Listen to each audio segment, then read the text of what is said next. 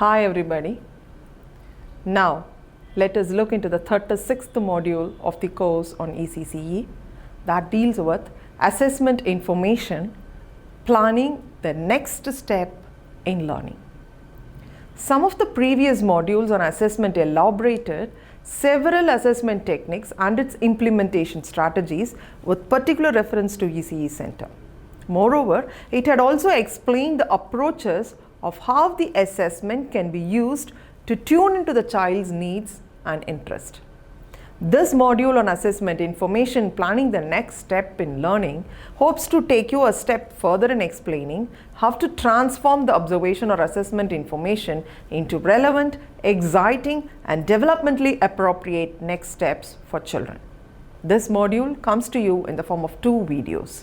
However, at the end of the first video, you will be able to analyze the categories of next steps in learning with particular reference to children in their early years, comprehend the cyclic process of identifying the next steps in learning and development. Now, let us focus into the categories of next steps in learning. Very often, the ECE curriculum plan for children does have only weak links with the real potential of the child and the observation or assessment results that have been gathered by the facilitator. The relationship between the overall child development principles and the results is significant for the facilitator to support the process of further learning in the child.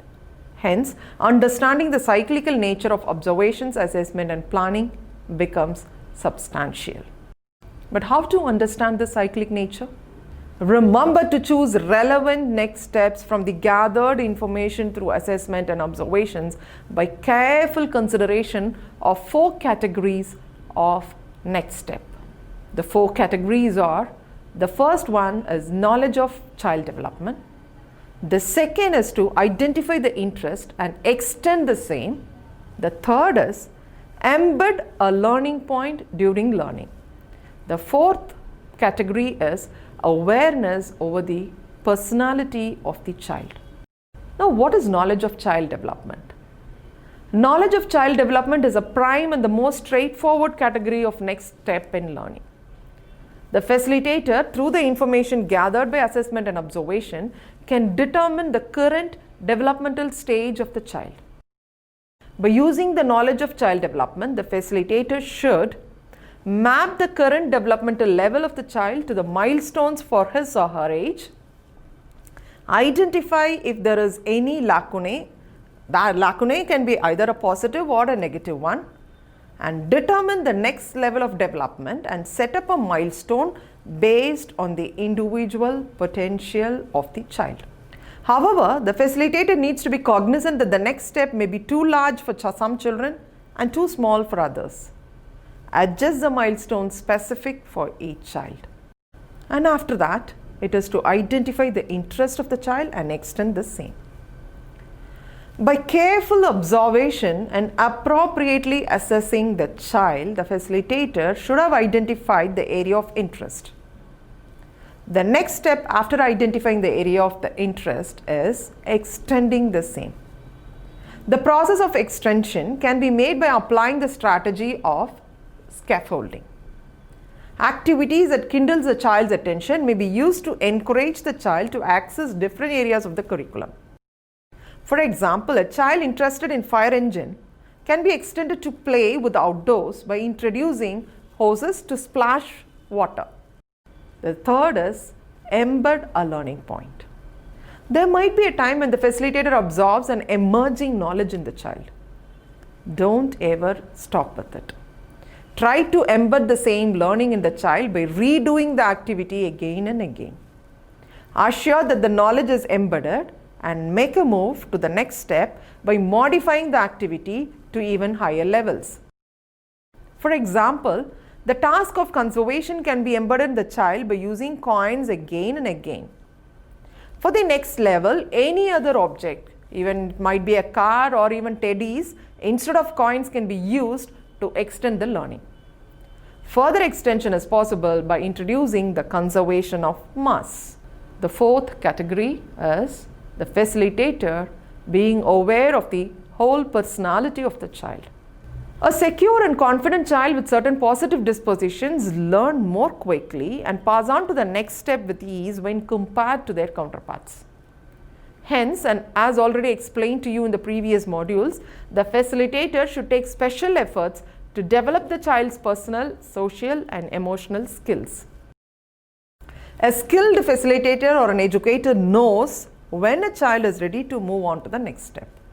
She should also realize that the child's learning is not a linear set of achievements and that they learn across all areas simultaneously but at different rates. Moreover, the facilitator should not attempt to rush the child to the next level. Instead, she should be able to watch the links between different areas of learning and identify strategies to support each other. And now, after knowing the 4 categories of learning, let us understand the cycle of observation, assessment, and planning the next step. By pulling together the information that had been gathered by employing observation and assessment, a facilitator should be able to identify the area of learning and development to be initiated further in a child. The diagram that is going to be shown to you shows how observation, assessment, and planning also occurs as a cyclic process and thereby contribute to the promotion of learning potential of the child. The first step is observation. Here, look, listen, note, and reflect are the key tasks of the facilitator. It is to describe a child. The second step is assessment. Here, the facilitator or the educator should identify, devise, and analyze what the child can do and what the child cannot do. It is to decide the learning potential of the child. Then the third step is planning next steps. Here, the facilitator should decide the experiences, opportunities, or learning environment or resources that has to be given to motivate the child to go further for further learning. It is what we call it as plan next steps to further learning. So with this input, let me sign off and meet you in the next video that explains the third step, namely planning next steps. Thank you.